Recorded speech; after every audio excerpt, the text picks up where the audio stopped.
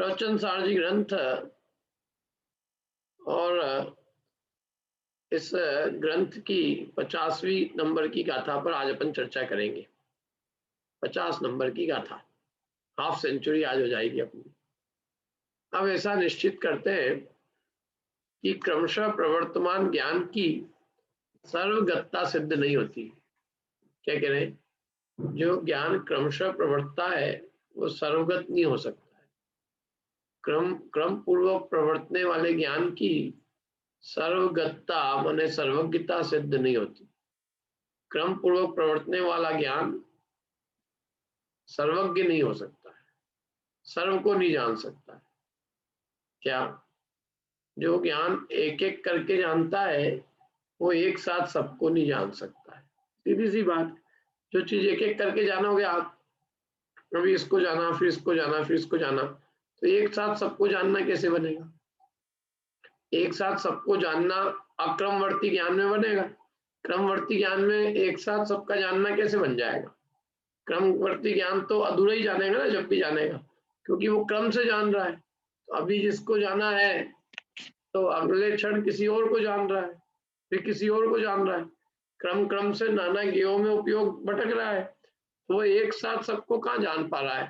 यदि एक साथ सबको जानता होता तो फिर वो क्रम क्यों पढ़ता? इसको छोड़कर इसको जाने और इसको छोड़कर इसको जाने और इसको छोड़कर इसको जाने। क्रम जो है वो क्रम तभी पड़ता है जब वो ज्ञान पूरा नहीं जानता है। जो ज्ञान पूरा जानता है उसमें क्रम नहीं होता है, क्योंकि वो एक साथ सबको जान लेता है। अब उसमें क्रम क्या पड़ेगा कि अब इसको छोड़ के इसको जानूं? जब वो सबको ही जान रहा है तो इसको छोड़कर और इसको जानूं तो किसको जानूं? और जो बचा है जानने में, कि जिसको जानने जाए वो क्या? इसलिए ये कहा कि भाई जो क्रम से प्रवर्तमान ज्ञान है, क्रम से प्रवृत्ति करने वाला ज्ञान, वो कभी भी एक साथ सबको नहीं जान सकता। क्या? वो ज्ञान सर्वगत अर्थात सर्व को जानने वाला नहीं हो सकता। ये सिद्ध कर रहे हैं। समझ में आया? क्या कहा? बताओ क्या कहा मैंने? जो क्रम क्रम से ज्ञान प्रवर्तता है वो ज्ञान सर्व को कभी जान ही नहीं सकता है। कई लोगों को ऐसा लगता है कि साहब ये क्रम क्रम से प्रवर्तने वाला ज्ञान ही अच्छा है, भगवान एक साथ सबको जानते हैं। वो एक साथ सबको जानने में वो आदमी फिर नया नया कुछ नहीं जान रहा है। तो नया नया कुछ नहीं जान रहा है तो हमको तो नया नया जानने को चाहिए। वो ज्ञान बोरिंग हो जाएगा जिसमें नया नया कुछ नहीं जानने को आए। एक साथ एक जैसा जानना, एक साथ सबको जान लिया भले, लेकिन आगे आगे करके एक सही जान रहे ना। और हमारे को यहाँ पे नया नया जानने को मिलता। आज आपने अलग गाथा पढ़ाई, कल अलग पढ़ेंगे। आज कोई दूसरी मूवी देखी, कल दूसरी देखेंगे। रोज नई नई अखबार में नई नई न्यूज आती है। एक जैसी न्यूज आएगी अखबार में तो कौन पढ़ेगा? रोज नई नई न्यूज आएगी तो पढ़ेंगे। रोज नई नई चीज आप बताओगे तो सुनेंगे। एक ही एक प्रवचन दोगे तो क्यों सुनेंगे? नया, न्यू, नवीन में रुचि होती है, पुराने रिपीटेड चीज में रुचि नहीं होती है। और भगवान का ज्ञान उनको ऐसा लगता है रिपीटेड है, रिपीटेड, तो उसमें रुचि कैसे होगी? वो एक जैसे ज्ञान में। और यहाँ अपने को नया नया ज्ञान हो गया, इसलिए मति शुद्ध ज्ञान ज्यादा अच्छा है, क्योंकि वो नया नया जानता है।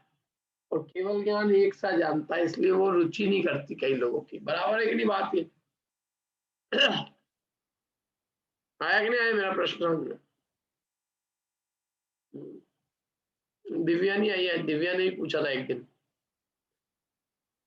कि वो बोर नहीं हो जाते होंगे भगवान।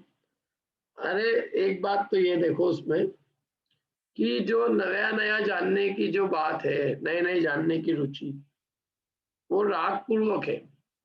हम नित्य नई वस्तु को जानना चाहते हैं, ये राग का सूचक है, माने राग है।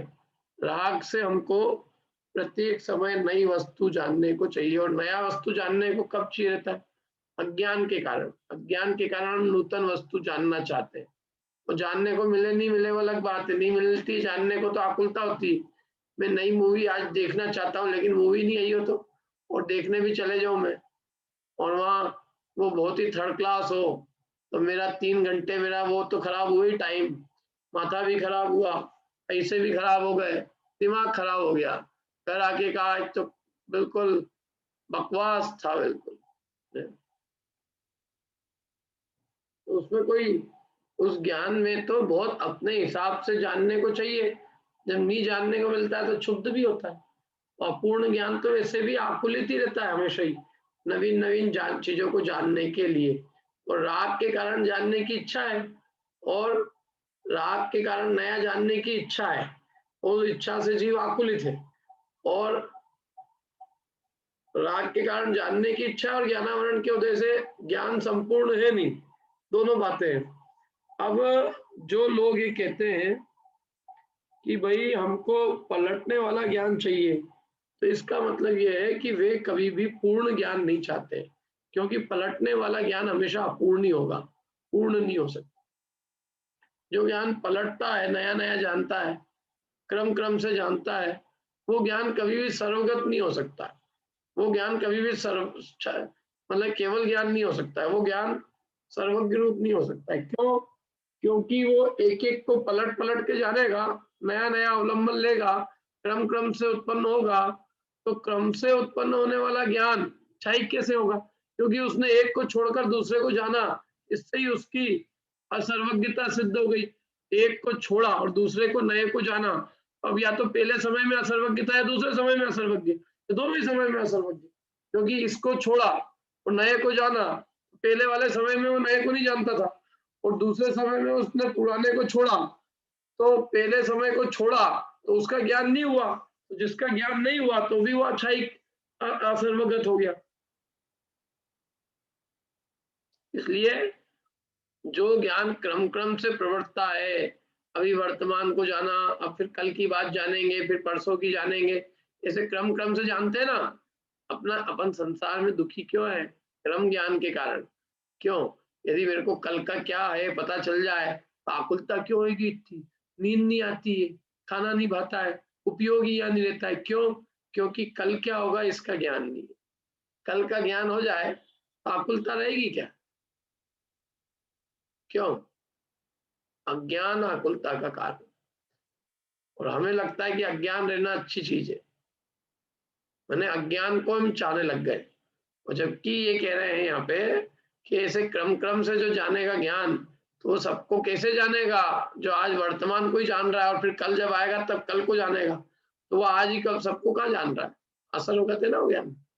लेकिन ये बात समझ में सबको, आगे चलूं मैं, मतलब ये सिद्ध कर रहे हैं कि क्रम से प्रवर्तने वाला ज्ञान सर्वगत नहीं होता। क्रमशः प्रवर्तमान ज्ञान की सर्वगतता, सबको जानने रूप योग्यता, वो सिद्ध नहीं होती, ये बता रहे। गाथा पढ़ता हूं, उत्थानी का समझ में आ गया ना। अब ऐसा निश्चित करते हैं कि क्रमशः प्रवर्तमान ज्ञान की सर्वगतता माने सबको जानने रूप सर्वज्ञता सिद्ध नहीं होती। उपपज्जति जदिनाणम, उपपज्जति जदिनाणम, तमसो अट्ठे पड़ुच्चणानि स तमणेव हौदि निच्चम नखाय गमनेव सर्वगदम।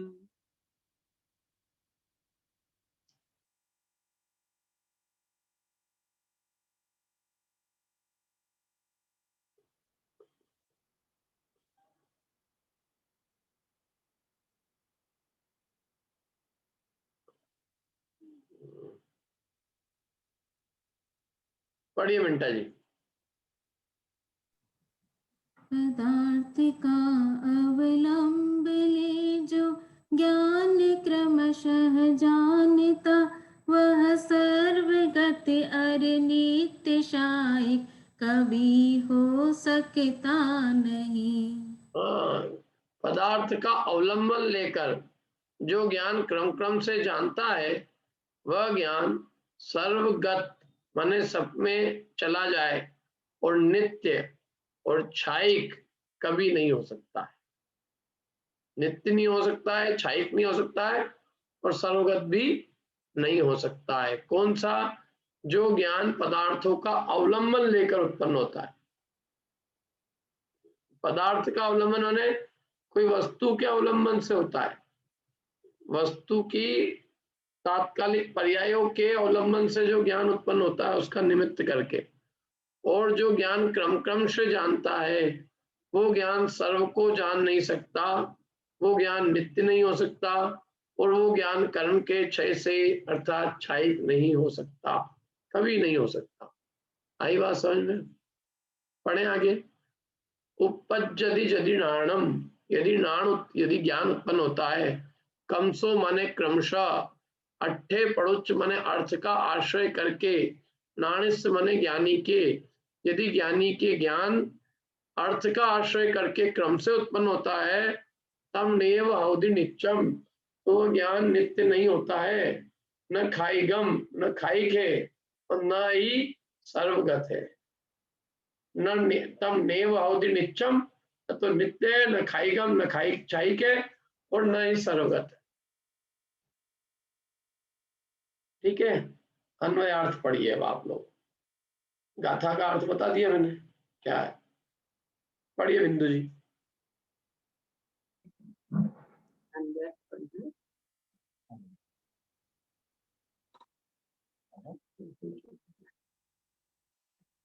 यदि अब ऐसा निश्चित करते हैं कि क्रमशः प्रवर्तमान ज्ञान की सर्वगतता सिद्ध नहीं होती, यदि आत्मा का ज्ञान क्रमशः पदार्थों का अवलंबन लेकर उत्पन्न होता हो, तो वह ज्ञान ना एवं नित्य भवति, नित्य नहीं है, क्षयिक नहीं है और सर्वगत नहीं है।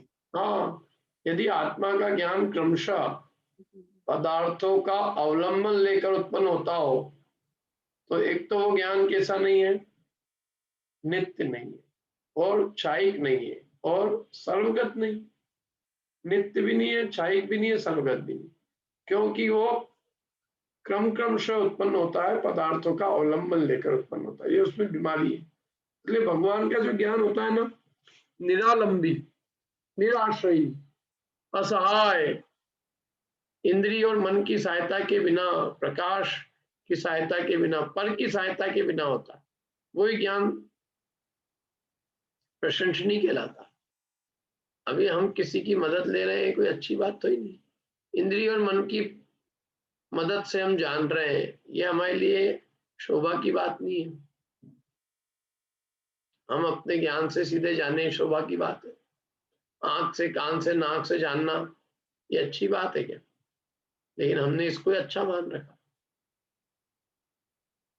हमारी आंखें बहुत अच्छा देखती है। पंडित जी, आपको तो इसी एज में चश्मा लग गया, मैं तो 70 साल का हो गया, मेरे तो आज तक आंखें एकदम फर्स्ट क्लास है, तन्नाट।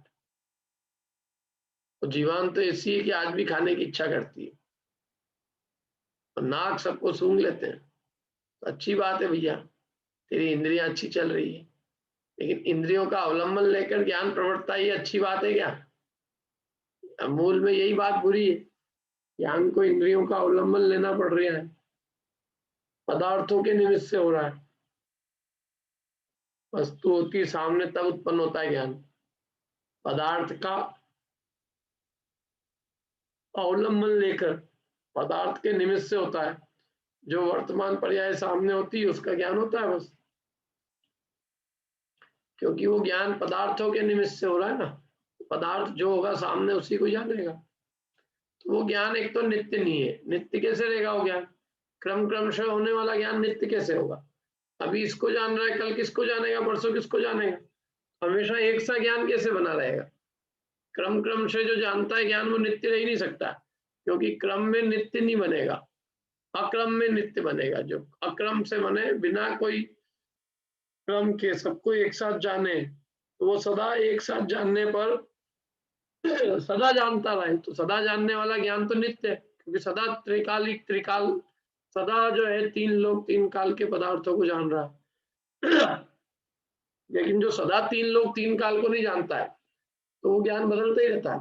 कभी आज इसको जान रहे, कल इसको जान रहे, क्योंकि उसमें बदलने की जगह है, बदलने का उसको स्थान है, बदलने का पोटेंशियल है। बदलने के लिए रूम है। हम यहाँ अपन सर्वज्ञ का बदलेगा, सर्वज्ञ का ज्ञान तो सबको एक साथ जान ही लिया ना, सर्वज्ञ के ज्ञान में बदलने के लिए स्थान है कहाँ?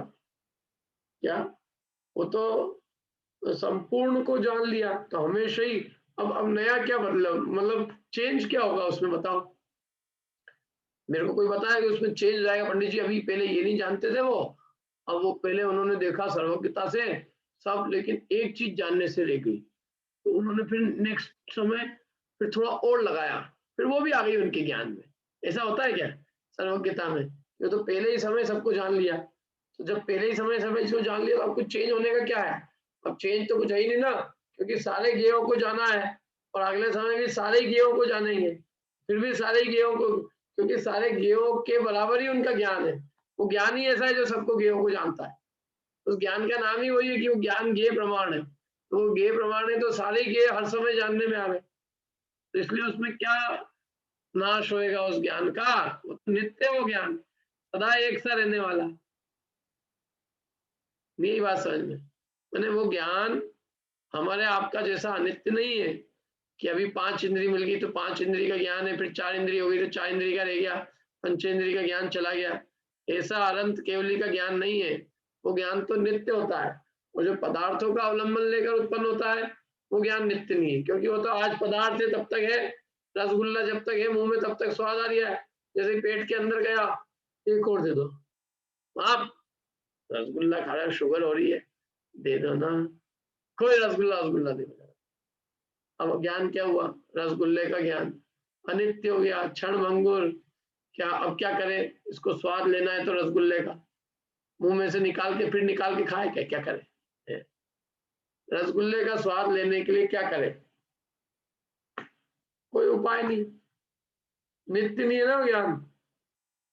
एक बार रसगुल्ला चखा और अनंत काल तक के लिए रसगुल्ले का ज्ञान होता रहे, ऐसा ज्ञान नहीं है अपने, नित्य नहीं है, वो नष्ट हो जाता है।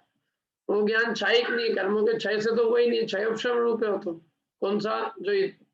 जो ज्ञान क्रमशः प्रवर्तता है और पदार्थों का अवलंबन लेकर प्रवर्तता है, वो ज्ञान क्षयिक नहीं है, क्षयोपशम रूप है। और वो ज्ञान कैसा है? सर्वगत नहीं है, असर्वगत है। कौन सा ज्ञान? जो क्रमशः प्रवर्तता है और पदार्थों का अवलंबन लेकर होता है, वो ज्ञान ना तो वो नित्य है, न वह ज्ञान क्षयिक है, और न ही वो ज्ञान सर्वगत है। ये कह रहे हैं यहाँ 3 बातें कही है, 2 बातों से 3 की सिद्धि कर रहे हैं। जो ज्ञान क्रमशः पदार्थों का अवलंबन लेकर उत्पन्न होता है, तो एक तो क्रमशः और दूसरा पदार्थों का अवलंबन लेकर उत्पन्न होता है, तो वो ज्ञान न तो नित्य है, न क्षयिक है और न सर्वगत। 2 बातें कौन सी कही जिससे 3 सिद्ध की? 2 बातें ये है कि क्रमशः एक बात, और दूसरी बात पदार्थों का अवलंबन लेकर। तो क्रमशः होता है तो पदार्थों का अवलंबन लेकर होता है। अब इन 2 बातों से 3 बात क्या सिद्ध की? कि वो नित्य नहीं है ज्ञान, क्षयिक नहीं है और सर्वगत नहीं है। ये 3 बातें सिद्ध की। आ रहा है समझ में? नहीं भी आ रहा होगा तो कौन बोलेगा यहाँ, सबको ही आ जाता है समझ में। कुछ चीजें मेरे को ही समझ में नहीं आती और लोगों को आ जाती कभी कभी। खैर ज्ञानी है सब लोग। टीका अच्छा है, अपनी क्लास में सब होशियार लोग बैठे हैं।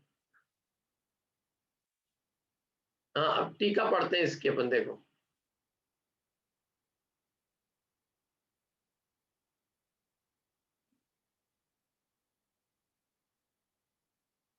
पढ़िए नूतन जी, टीका पढ़िए।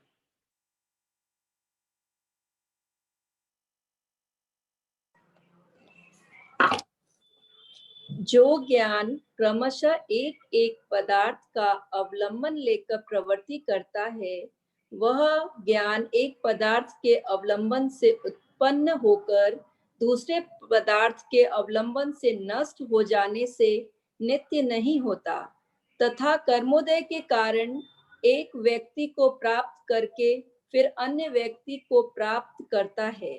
इसलिए क्षयिक भी न होता हुआ वह अनंत द्रव्य क्षेत्र काल भाव को प्राप्त होने से होने में, जानने में असमर्थ होने के कारण सर्वगत नहीं है। बहुत बढ़िया, बहुत बढ़िया, बस हो गया। क्या कहा? जो ज्ञान क्रमशः एक एक पदार्थ का अवलंबन लेकर प्रवृत्ति करता है। अभी इसका अवलंबन लिया तो वो ज्ञान एक पदार्थ के अवलंबन से उत्पन्न हुआ, और जब उसने दूसरे पदार्थ का अवलंबन लिया तो क्या हुआ? पहले पदार्थ का जो ज्ञान था वो नष्ट हो गया, दूसरे पदार्थ के अवलंबन से पहले का अवलंबन नष्ट हो गया, तो वो ज्ञान नित्य नहीं हुआ, क्योंकि वो पहले का जिसका अवलंबन लिया था वो ज्ञान अब नहीं रहा ना। दूसरे का अवलंबन लेने से पहले का अवलंबन वाला ज्ञान क्या हुआ? अरे दूसरे का आपने सारा पकड़ लिया तो पहले का सारा क्या हुआ? नष्ट हो गया वो। तो इसलिए वो ज्ञान नित्य नहीं कहलाएगा, है ना? एक बात। दूसरी बात, वो कर्मोदय के कारण एक एक व्यक्ति को प्राप्त करके फिर अन्य व्यक्ति को प्राप्त करता है। कर्मोदय के कारण क्या होता है? एक व्यक्ति को प्राप्त किया उसने और फिर अन्य व्यक्ति को प्राप्त करता है। एक व्यक्ति माने एक प्रकटता, एक विशेष, एक भेद को प्राप्त हुआ। अब कर्म का उदय तो जितना क्षयोक्षम प्रकट हुआ उतना उसने व्यक्त हुआ, और फिर वो अन्य व्यक्तता रूप हो गया। जब कर्म का उदय जैसा आया फिर वैसा हो गया। कर्म के उदय की वजह से वो क्या होता है? एक एक विशेष को ही जान पाता है, सबको नहीं जानता। एक एक व्यक्तता को माने ज्ञान का एक एक अंश उसमें प्रकट होता है, सर्वांश प्रकट नहीं हो पाता है, क्योंकि जितना जितना क्षयोक्षम होता है उतना उतना ज्ञान का उघाड़ होता जाता है। तो एक उघाड़ हुआ एक जाति का, फिर दूसरी जाति का उघाड़ होता है। उघाड़ माने प्रकटपना, एक एक व्यक्तता माने एक एक उघाड़। जैसे चंद्रमा की एक एक कला प्रकट होती जाती है, तो ऐसे ही कर्मोदय के कारण ज्ञान की भी कोई कोई एक एक कला प्रकट होती रहती है। इसलिए वो ज्ञान न तो नित्य हुआ और न क्षायिक हुआ, क्योंकि क्षायिक में सब कलाएं एक साथ प्रकट होती है। जो क्षायिक ज्ञान है वो संपूर्णतया प्रकाशित होता है, वो एक एक व्यक्तता को प्राप्त नहीं होता, उसमें सर्व व्यक्तताएं एक साथ होती है। जैसे पूर्णिमा का चांद, उसमें सारी कलाएं एक साथ प्रकट होती है, ऐसे क्षायिक ज्ञान पूर्ण कलाएं जिसमें विकसित होती है, ऐसा होता है। तो जो कर्मोदय के कारण एक एक व्यक्ति को प्राप्त हो रहा है, माने एक एक व्यक्तता उसमें खिल रही है, एक एक कला खिल रही है यदि ज्ञान में, तो वो ज्ञान संपूर्ण कलाधारी नहीं होता हुआ। वो ज्ञान संपूर्ण कलाधारी माने पूर्ण कलाएं पूर्ण रूप से विकासमान, सभी कर्मों के आवरण का क्षय होने से जो पूर्ण ज्ञान का विकास होना चाहिए वो विकास नहीं हुआ, इसलिए वो क्षायिक नहीं हुआ। वो क्षयोक्षमिक ज्ञान होता है, वो क्षायिक नहीं होता है। एक एक व्यक्तता को जो प्राप्त करता है वो क्षायिक ज्ञान नहीं कहलाता है। क्षायिक में तो सबका क्षय होकर एक साथ सबको व्यक्त करता है, एक एक व्यक्ति को तो ही प्राप्त करता है, वो सारी व्यक्तताएं एक साथ होती है। उसको नहीं आ रहा समझ में? एक व्यक्ति माने एक विशेषता, एक भेद, एक प्रकटता, एक कोई एक चीज की व्यक्तता, एक चीज का प्रकटपना, है ना? तो एक का प्रकटपना हुआ दूसरे का नहीं है। एक का प्रकट हुआ अभी एक कर्म के क्षयोक्षम से, अगले काल में दूसरे पदार्थ का व्यक्तपना हुआ, फिर तीसरे को जाना, चौथे को जाना, तो वहां तो क्षायिकपना कहाँ है? आवरण तो है ना, एक एक व्यक्तता ही खुल रही है। जैसे चंद्रमा की एक कला खुली आज, फिर कल दूसरी कोई कला खुली, फिर तीसरी खुली, तो रोज 15-15 कलाएं, तो 14 कलाएं तो आवृत्ति है उसकी। तो इसलिए क्षायिक नहीं है, और वो अनंत द्रव्य क्षेत्र काल भाव को प्राप्त होने में अर्थात जानने में असमर्थ होने के कारण सर्वगत नहीं है। वो ज्ञान अनंत द्रव्य क्षेत्र काल भाव को प्राप्त नहीं करता, उसको नहीं जानता, क्योंकि वो तो एक एक व्यक्तता रूप को प्रकट करता है, एक एक व्यक्तता उसमें प्रकट होती है, सबकी नहीं होती है, सबको नहीं जान पाता है वो एक साथ। जो क्रमशः जानेगा वो सबको कहां से जान रहा है? सीधी सी बात। सर्व द्रव्य को, सर्व क्षेत्र, सर्व काल, सर्व भाव को जानने में असमर्थ है, मैंने अनंत को नहीं जान सकता वो। यहाँ तो ये कह रहे हैं, देखो, अनंत द्रव्य क्षेत्र काल भाव को जानने में असमर्थ। क्यों? क्योंकि वो क्षयिक नहीं है। क्षयिक होता तो अनंत द्रव्य क्षेत्र काल भाव जान सकता था। पदार्थ के अवलंबन से उत्पन्न हो रहा है। तो पदार्थ जो है 1 2 ऐसी गिनती के हैं, तो जितनी का है और जिसका अवलंबन लिया उसी को जानेगा।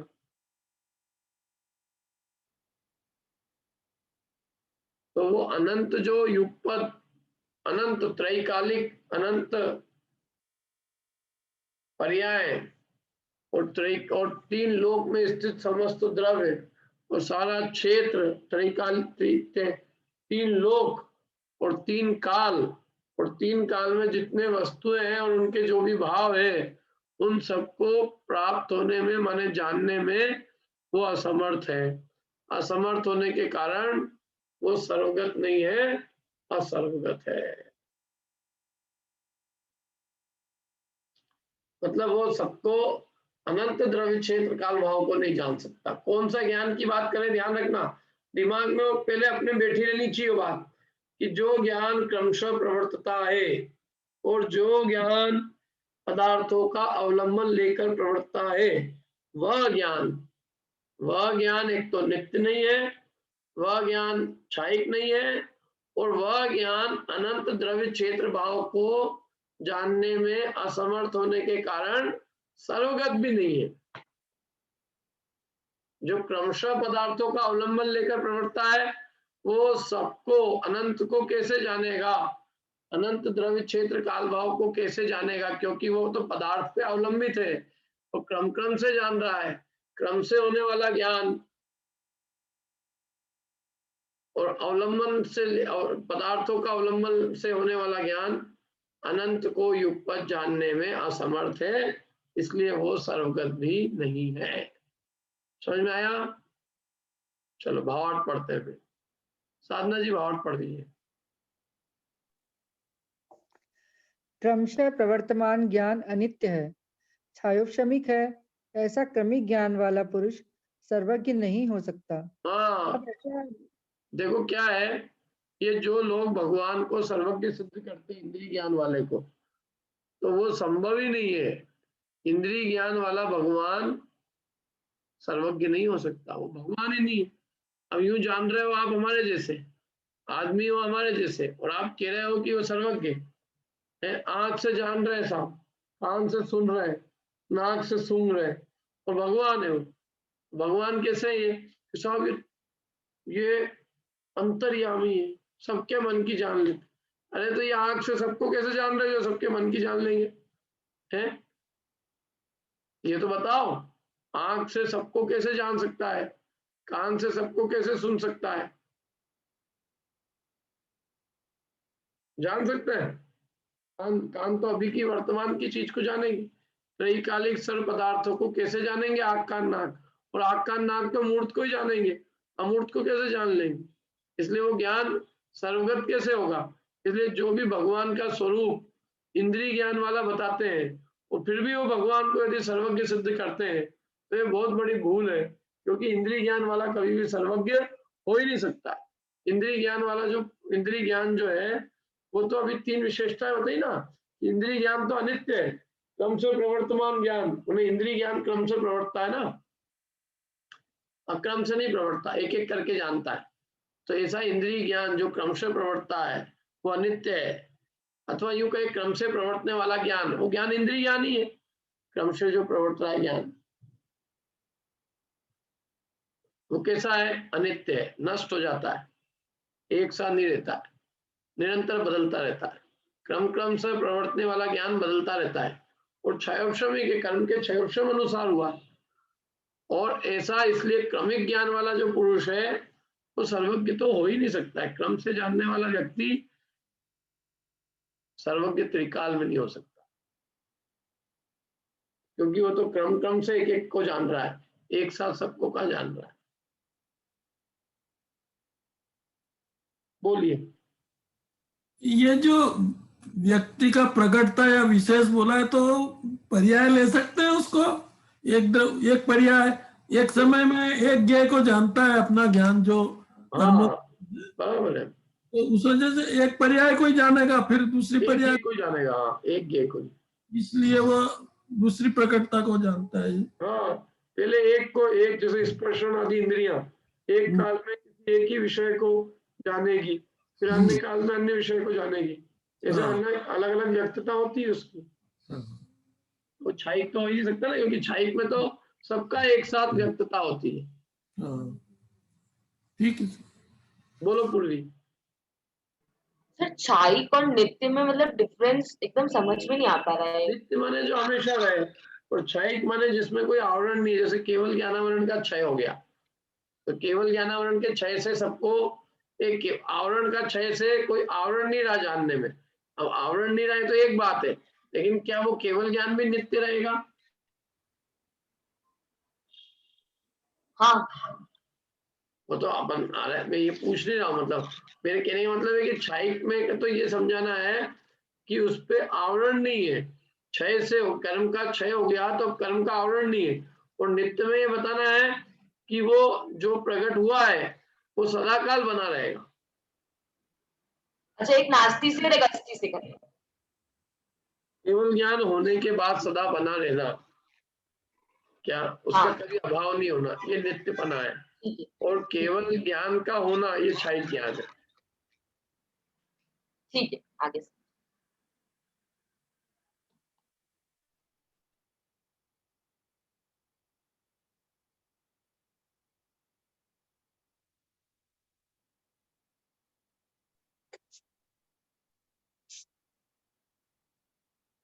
बोलिए वंदना जी। ये जैसे एक समय की अपेक्षा या कर्म की अपेक्षा बोले तो क्षयिक हो गया, और सदाकाल एक सा बना रहता है इसलिए नित्य ना। हाँ, एक सा बना सदाकाल रहना वो नित्यता है, और कर्म का क्षय होना वो क्षयिक बना है। तो कर्म का सदाकाल एक सा रहना भी ना। सदाकाल रहना और नित्य रहना बराबर है, दो बातें अलग अलग है। सदाकाल भी रहता है वो ज्ञान, और नित्य भी रहता है, मतलब वो क्षयिक भी रहता है।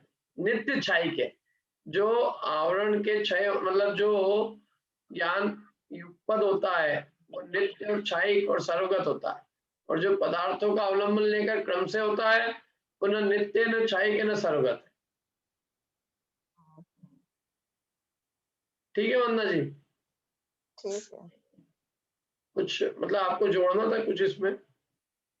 हम यही कर रहे थे कि वो मतलब एक समय में अपन बोलेंगे तो वो केवल ज्ञान है, एक पर्याय को बोला वो हाँ, केवल ज्ञान वो केवल है। और यदि वो हर पर्याय एक सी है और सदाकाल है इसलिए उसको नित्य बोला। देखो अपने गुण भी अलग अलग, अव्ययवाद, बाधा नहीं आना कभी उसमें, और नित्यता अलग गुण है। द्रव्य गुण पर्याय की नित्यता, द्रव्य तो नित्य है और पर्याय भी सदा एक सी बनी रहना, तो वो नित्यता का कारण अलग चीज है, और किसी चीज का प्रकट हो जाने का कारण अलग है। हाँ, एक कर्म की तरफ से बोला, और ये वस्तु का स्वभाव है। नित्यता, नित्य अपने स्वभाव में रहना है, वस्तु का स्वभाव है। जैसे जैसे आत्मा सदा शुद्ध बना रहे, इसमें कोई कर्म की नहीं जरूरत, आत्मा शुद्ध बना रहे, अरे वस्तु अपने शुद्ध स्वरूप में रहे नित्य, तो ये तो उसका स्वभाव ही है ना।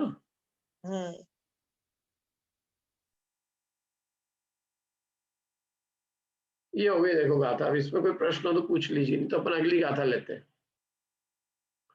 एक बात तो यहाँ ये समझिए कि क्रमशः प्रवर्तमान ज्ञान अनित्य है, क्षयक्षमिक है, और ऐसा क्रमिक ज्ञान वाला पुरुष सर्वज्ञ नहीं हो सकता। अब आगे ये कह रहे हैं कि युगपत प्रवृत्ति के द्वारा ज्ञान का सर्वगतत्व सिद्ध होता है, माने जो ज्ञान अक्रम से प्रवर्तता है वो ज्ञान सर्वगत हो सकता है, और वो ज्ञान ही सर्वगत हो सकता है। कौन सा? जो अक्रम से प्रवर्तमान ज्ञान है वो ज्ञान ही सर्वगत हो सकता है, माने युगपत प्रवृत्ति के द्वारा ही ज्ञान का सर्वगतत्व सिद्ध होता है। अभी पहले तो ये कह रहे थे कि क्रमशः प्रवृत्ति वाला ज्ञान सर्वगत नहीं होता, और अब कह रहे युगपत के द्वारा ही होता है। अक्रम से, क्रम वाले में तो होता ही नहीं है, अब युगपत के फिर सर्वगत कैसे होगा?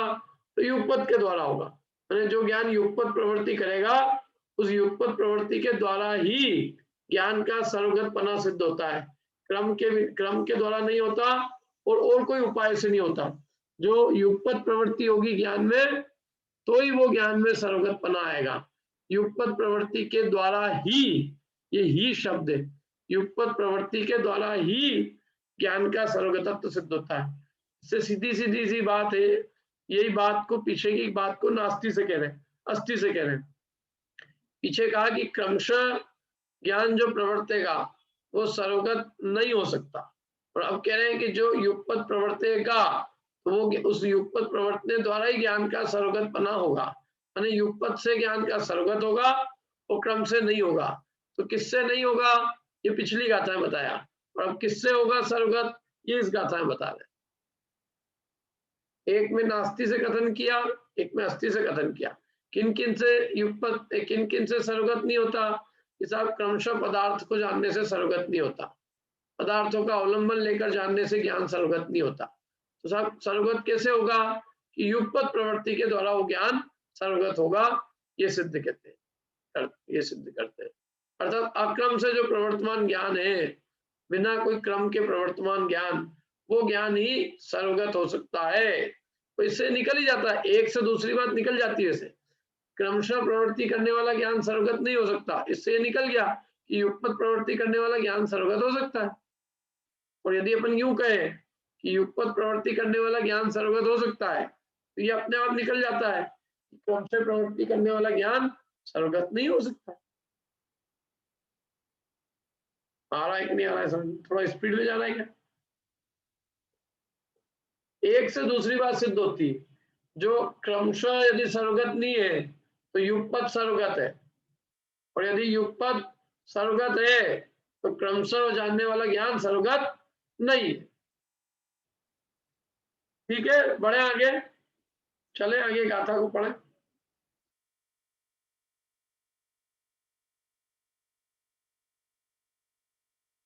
कहाँ गया अर्चेश भाई हमारा? हाँ ये रहा, पढ़ो अर्चेश। टिक्कालणिच विषमं शयलं सौवत्थ संभवं चित्तं जुगवं जानति जोह्नम् अहो हीणाणस्माहपम। अहो हीणाणस्माहपम, अहो ये ज्ञान का क्या महात्मा है। जुगवम जानति जोह्नम, जैनों का ज्ञान, इन शास्त्रों में जो ज्ञान का वर्णन किया है, अहो क्या उसका महात्म है, ज्ञान का क्या अद्भुत महात्म है, ज्ञान की क्या महिमा है। त्रिकाल नित्य, त्रिकाल नित्य, विषम को, शैलम सकल, सकल को, सर्वत्र सर्वत्र जो भी संभव है, जो भी विद्यमान है, उन सब चित्त को, विचित्र नाना प्रकार के ज्ञेयों को, जुगवम जान दी, युगपत जानता है, अहो ईणाणस महापम, अहो ये ज्ञान का महात्मा है।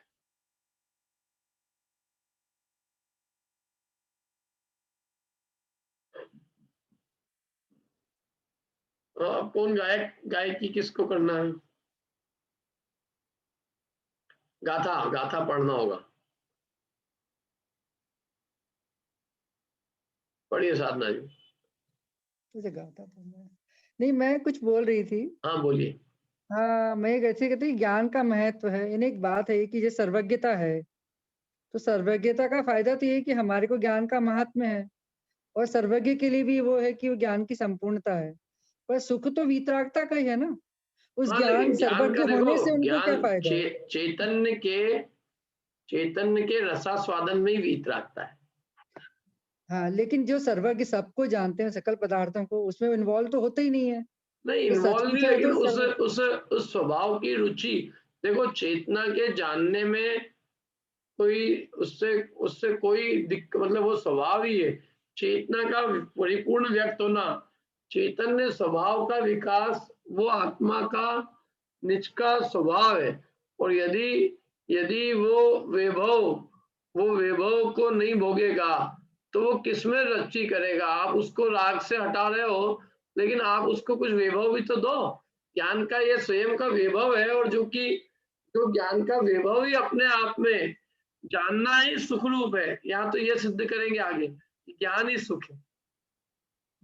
नहीं, वो गाथा में आता है, जो सबको जानता है वही आत्मा को जानता है, और जो सबको नहीं जानता वो आत्मा को नहीं जानता, और जो आत्मा को नहीं जानता वो सबको नहीं जानता। ये तो अपना सिद्धांत है। लेकिन उस सर्वज्ञता से ज्यादा तो वीतरागता का महत्व है ना। सर्वज्ञ मान लीजिए। सर्वज्ञता से ज्यादा नहीं, दोनों आपस में इंटरकनेक्टेड है। जिसको ज्ञान चेतना की महिमा आएगी तो उसको अपने आप वीतरागता प्रकट होगी। क्या होता है, एक की महिमा आती है तो दूसरे का लाभ टूटता है। अब आपको सर्वज्ञ की यानी सब जानते हैं ज्ञान का, जब ये विकास इतना बड़ा है, ये महात्म्य जब प्रकट होगा तो वीतरागता प्रकट होगी, ये मतलब नहीं, ये तब प्रकट नहीं होगी, वीतरागता तो पहले हो जाएगी, लेकिन उस चैतन्य की रसास्वादन और ऐसा ज्ञान का अलौकिक उस ज्ञान के स्वभाव की, माने उस ज्ञान स्वभावी आत्मा की रुचि के बल से वीतरागता आएगी। ज्ञान के महात्म्य को पहचान कर, हाँ, कि मैं ऐसा हूं, मेरा ऐसा ज्ञान स्वभाव ऐसा है, जानने का अद्भुत स्वभाव है। तो जो ज्ञान का रस आता है तो परद्रव्य जड़ का रस मिटता है। चेतना का रस आने पर ही जड़ पुद्गल की रुचि मिटती है। जब तक चेतना की रुचि नहीं होती है तब तक पुद्गल की रुचि तीन काल में मिटना असंभव है। अभी जीव ने क्या किया आज तक, अनादि से आज तक जड़ को ही चखा है, अपने चैतन्य स्वभाव को, रस को, वो चेतना के रस की रुचि नहीं की है ना, चेतना की रुचि, ज्ञान की रुचि, मात्र ज्ञान की, केवल जानने की। और ये जब मेरा केवल जानने स्वभाव है तो छोटा मोटा नहीं है, जानने का स्वभाव फिर अटूट है, अपरंपार है। जब वैभव की बात करेंगे अपनी, तो वैभव में कोई कमी नहीं है ना। ठीक है, ठीक है। हाँ बोलो पूर्वी। सर ऐसा बोल सकते हैं कि उनको कोई डाउट नहीं है मतलब संसार के बारे में, जैसे अपन को ऐसा लगता है कि आगे कुछ अच्छा हो जाए, लेकिन जैसे उन्होंने पूरा संसार देख लिया तो उनका सारे डाउट खत्म हो गए कि नहीं संसार में सुख नहीं है, तो आप मतलब वो सर्वज्ञ हो गए। तब उनको मतलब ऐसा है कि हाँ अनंत सुख तो मुझ में ही है, तो ऐसा बोल सकते हैं कि सर्वज्ञता से रिलेटेड। नहीं, वो तो आत्मा का जैसा जिसने अनुभव किया ना, अनुभूति में ही सुख प्रकट हो जाता है। जब आपको कोई चीज का सुख लगता है तो आप खुद अपने उसके साक्षी हो ना, कि मेरे को ये अनुभूति हो रही है कि मेरे को आनंद आ रहा है। मैं इस आनंद को जब मैं स्वयं भोग रहा हूँ तो मुझे यूं ही समझ में आ गया कि इससे अच्छा और कहीं जगत में कुछ है ही नहीं। जैसे मतलब अपन जनरल लाइफ में देखते हैं ना कि जैसे अपन कहीं हैं अभी, लेकिन अपन को लगता है कि यार यहाँ पे तो अच्छा लग रहा है, लेकिन हो सकता है वहां पे और कहीं ज्यादा अच्छा लगता हो। नहीं, वीतरागता का जो निराकुल स्वाद आता है तो उस जीव को उस निराकुल स्वाद से जो जगत के सुख है, उस जगत के सुख की जाति और अपने निराकुल सुख की जाति, वो उन दोनों को डिफरेंशिएट करना सीख जाता है। और वो इंद्रिय सुख जितने भी है उन सारे सुखों की वो जाति को आकुलता रूप अनुभव कर लेता है। हाँ मतलब मेरा ये था कि सर्वज्ञता में मतलब सुख से रिलेशन नहीं है, ज्ञान का सुख से रिलेशन है, लेकिन ये है कि सर्वज्ञ होने पर ही सर्वज्ञ होने पर ही सुख मिलेगा ऐसा नहीं है। सुख की अनुभूति तो जीव को मति शुद्ध ज्ञान में ही, जब वो परद्रव्यों से छूटकर और स्वाधीन अपने आत्मिक आनंद को, सुख को भोगता है, मतलब आत्मिक आनंद सुख को, मतलब कि जब वो अपने चेतना की अनुभूति करके निराकुल रस को चखता है तो ही उसको ये समझ में आ जाता है ये जो इंद्रिय सुख है इसकी जाति आकुलता रूप है। तो सारे इंद्रिय सुख की जाति में आकुलता भासने लग जाती है उसको, तो उससे वो सारे सुख को दुख के खाते में डाल देता है। तो इसलिए वो भविष्य का जो आप कह रहे थे, भविष्य, तो उसको सारा अनंत काल का समझ में आ जाता है कि इंद्रिय सुख आकुलता मात्र है। तो उसको इंद्र के सुख जो उसने अभी चखे नहीं है, समझ लो इस पर्याय, लेकिन उसको यही बैठे बैठे समझ में आ जाता है कि ये इंद्र की सुख की जो जाति है वो इंद्रिय सुख की है, वो इंद्रिय सुख की जाति आकुलता रूप है। तो वो उसमें उसको रुचि नहीं होती, इसलिए वो इंद्र के भोगों को भी तुच्छ समझता है। यही बैठे बैठे स्वानुभव करने वाला जीव चक्रवर्ती के भोगों को कौवे की बीट, इंद्र के भोगों को विष्टा समान समझता है। किसके आधार पे? चेतना की अनुभूति के आधार। वो कहता है मैं चेतना का अनुभव कर रहा हूँ और जगत में जो अनुभूति है वो चेतना की है, और सारे जगत के सारे संसारी जीव जो इंद्रिय विषय में पड़े ये जड़ को मान रहे, जड़ का अनुभव करके मान रहे हैं कि हम चेतना का अनुभव कर रहे हैं। ये जड़ में फंसे हुए, तो जड़ के अंदर आकुलता भोग है। सामने दृष्टि का ही मतलब डाउट क्लियर है कि मतलब नहीं भारतीय सुख तो अपने में ही, वहीं से स्टार्ट हो जाता है। जो अनुभूति करता है चेतना के निराकुल सुख को जो अनुभवता है वही ये कह सकता है कि इंद्रिय सुख दुख है, आत्मिक निराकुल सुख ही सच्चा सुख है। तो फिर सर्वज्ञता की बात क्यों होता है अनंत सुख? अनंत क्या, अनंतता उसमें सर्वज्ञता पूर्वक आती है, लेकिन अनंतता के बिना भी सुख तो पहले प्रकट हो जाता है। पर इससे फिर यही लगता है कि कहीं ना कहीं मतलब उनका अनंत ज्ञान हुआ ना, तो उनको मतलब अनंत सुख, मतलब रिलेशन है कि सबको जान लिया तो फिर अब सुख हो गया कि हाँ। अब अनंत सुख की प्राप्ति तो अनंत ज्ञान होने पर ही होगी। वो तो बराबर है, केवल ज्ञान होने पर ही वो सुख का नाम अनंत है। सहमत हूं मैं तो उस बात से आपकी।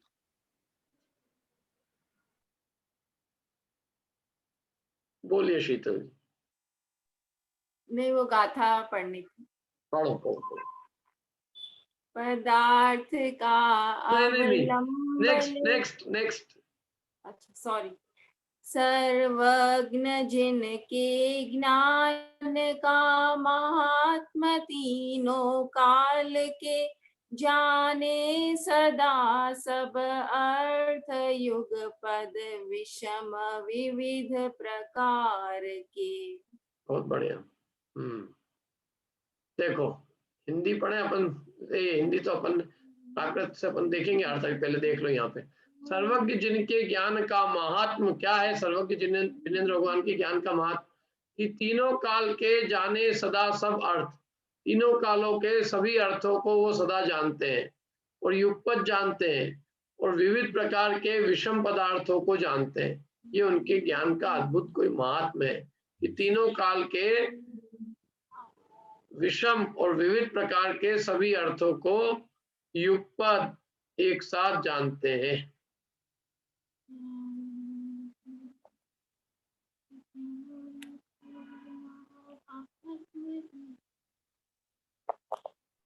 ठीक है, अब आगे चलते हैं अपन। देखो अन्वयार्थ पढ़ते हैं, अन्वयार्थ पढ़ाते हैं अपन।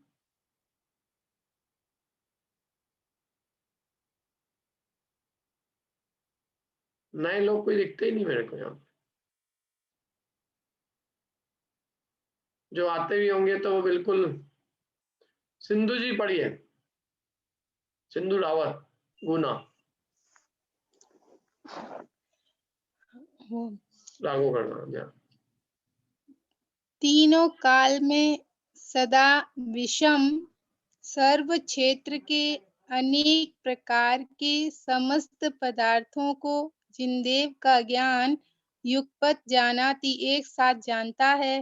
अहो ही अहो ज्ञान का महात्म्य। हाँ, अहो ज्ञान का महात्म देखो आप, क्या अद्भुत महात्म है ज्ञान का। ये बता रहे हैं अहो ज्ञान का महात्म कि तीनों काल में सदा विषम, माने विषम का अर्थ पीछे बताया था ना, विषम और विचित्र दोनों बताए थे अर्थ। विचित्र माने अनेक प्रकार के और विषम माने असमान जाति के। तो तीनों काल में सदा विषम और सर्व क्षेत्र के अनेक प्रकार के समस्त पदार्थों को जिनदेव का ज्ञान एक साथ जानता है। विचित्र प्रकार के पदार्थों को जानता है, असमान जाति के पदार्थों को जानता है। जैसे जीव को जान रहा है तो अजीव को भी जान रहा है, धर्म को जान रहा है अधर्म को भी जान रहा है, आकाश को जान रहा है, अमूर्तिक को, उद्गल को भी जान रहा है, सबको जान रहा है। एक क्षेत्र कालाणु को भी जान रहा है, धर्म द्रव्य को भी जान रहा है, अनेक प्रदेशी। एक कालाणु को भी जानता है, आकाश को भी जानता है, संख्यात प्रदेशी स्कंद को भी जानता है और असंख्यात प्रदेशी स्कंद को भी जानता है। असमान जाति के द्रव्यों को जानता है, समान जाति के द्रव्यों को तो जान ही रखता है। तो तीनों काल में जो सदा विषम असमान जाति के और सर्व क्षेत्र के, पूरी दुनिया, पूरा विश्व, लोकालोक, जो कुछ भी क्षेत्र है सबके अनेक प्रकार के, अलग अलग प्रकार के और समस्त पदार्थों को, सारे पदार्थों को जिनदेव का ज्ञान एक साथ जानता है। ओ ये ज्ञान का कोई अद्भुत महात्मा है। क्या ज्ञान का महात्मा है। नहीं आप देखो, ये दुनिया का सबसे बड़ा अद्भुत चमत्कार है और ये अद्भुत बात है। इसका रस आए तो कि क्या ज्ञान दुनिया में है कोई आपने सुनी, कहीं दुनिया में सुनने को नहीं मिलेगी सर्वज्ञता की बात जैन दर्शन के अलावा। क्या ये कोई जैनियों के अंदर ही, मतलब जैन दर्शन में इस तरह से ज्ञान का महात्म का वर्णन किया है। क्या क्या है उसकी महानता कि साहब वो सारे विश्व के सारे विषम पदार्थों को, सारे क्षेत्र के अनेक प्रकार के समस्त पदार्थों को वो जिनेंद्र भगवान का ज्ञान एक साथ जानता है। ये कोई ज्ञान की कोई अलौकिक महात्मता है, महानता है। देखो टीका पढ़ते हैं अपन। टीका बड़ी है नहीं, ठीक छोटी है, पढ़ो तरुण।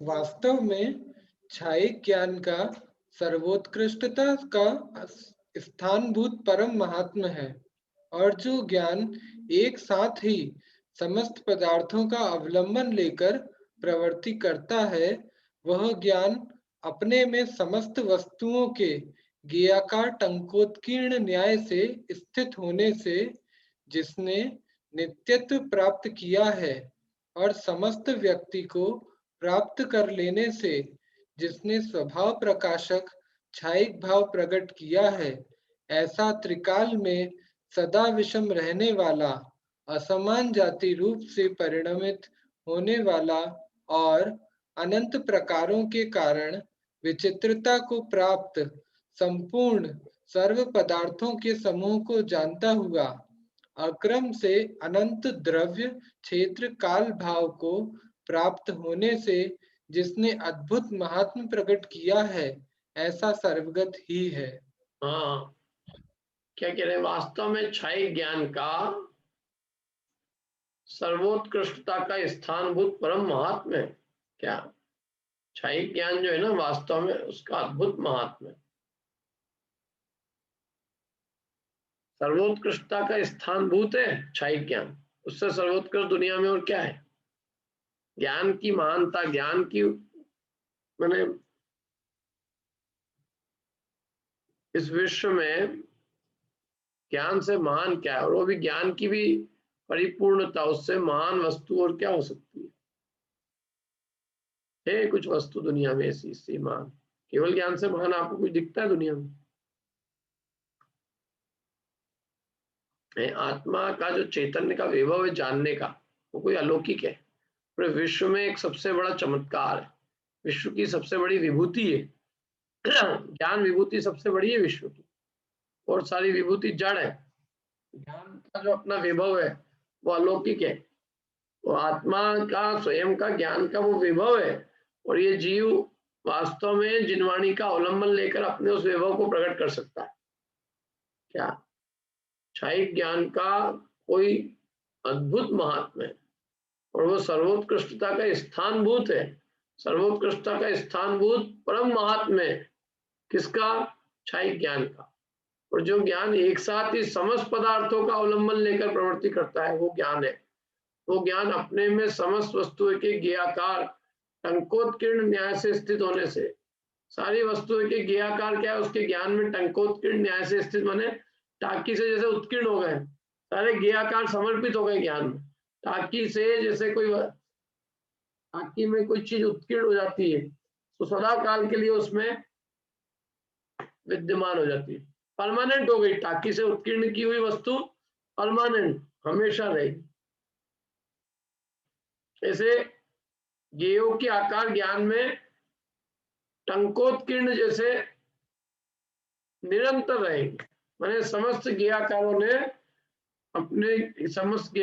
ने अपने ज्ञेयाकारों को, ज्ञान को पूरी तरह से ऐसा समर्पित किया है, टाकी से जैसे उत्कीर्ण हो गए वो, अब वो वहां से कभी हटेंगे ही नहीं। ज्ञेयाकार, सारे ज्ञेयों के आकार ज्ञान में से कभी जाएंगे ही नहीं, वो ज्ञेयाकार सदा काल बने रहेंगे।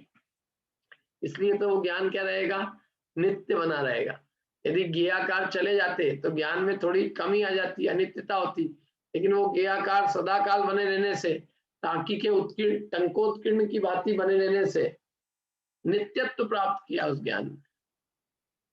क्योंकि वो ज्ञेयाकार सदा बने रहेंगे, इसलिए ज्ञान सदा नित्य रहेगा।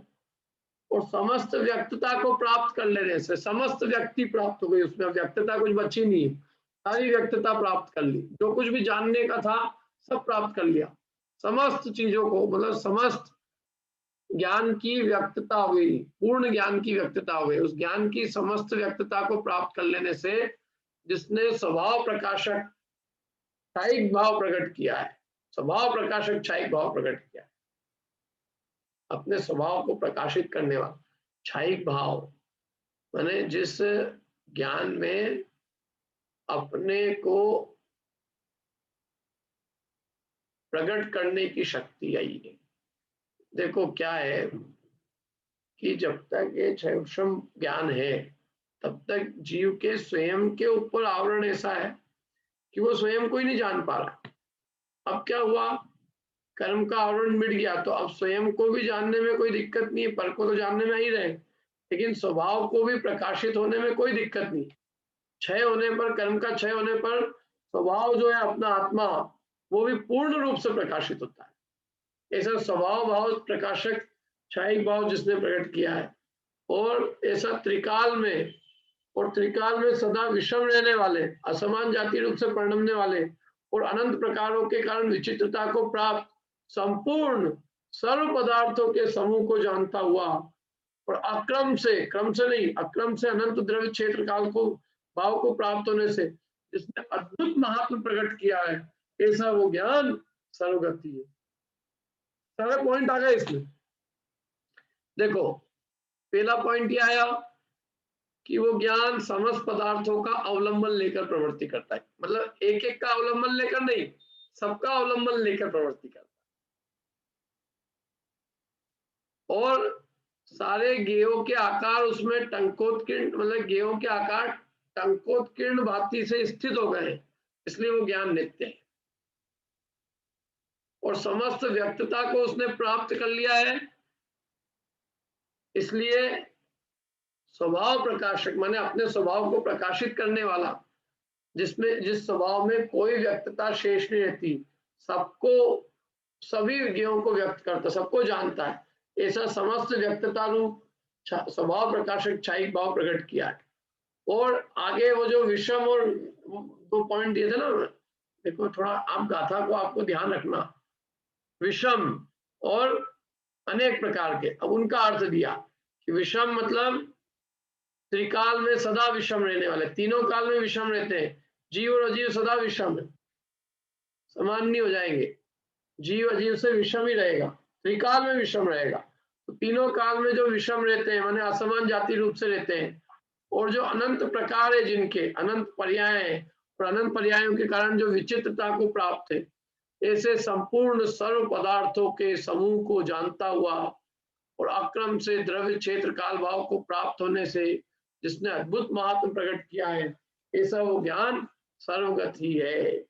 माने विषम को जानता है, विचित्र प्रकार को जानता है, संपूर्ण और सर्व को जानता है, और अक्रम से अनंत द्रव्य क्षेत्र काल भाव को जानता है, इसलिए वो ज्ञान सर्वगत ही है। भावार्थ और दो लाइन का पढ़ लो, फिर अपन समाप्त करते हैं। नरेश जी भावार्थ पढ़ दीजिए। भावार्थ, अक्रम से प्रवर्तमान ज्ञान एक ज्ञेय से दूसरे के प्रति नहीं बदलता, इसलिए नित्य है। अपनी समस्त शक्तियों के प्रकट हो जाने से छायिक है। ऐसे अक्रमिक ज्ञान वाला पुरुष ही सर्वज्ञ हो सकता है। सर्वज्ञ के इस ज्ञान का कोई परम अद्भुत महात्मा है। हाँ, आखिरी में उन्होंने समराइज कितना अच्छा किया। क्या अक्रम से प्रवर्तने वाला ज्ञान एक ज्ञेय से दूसरे ज्ञेय में नहीं जाता।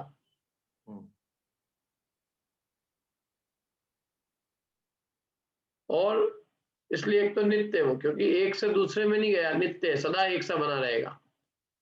और अपनी सारी शक्तियां प्रकट हो गई, इसलिए वो छायिक है, कुछ भी व्यक्तता नहीं बची।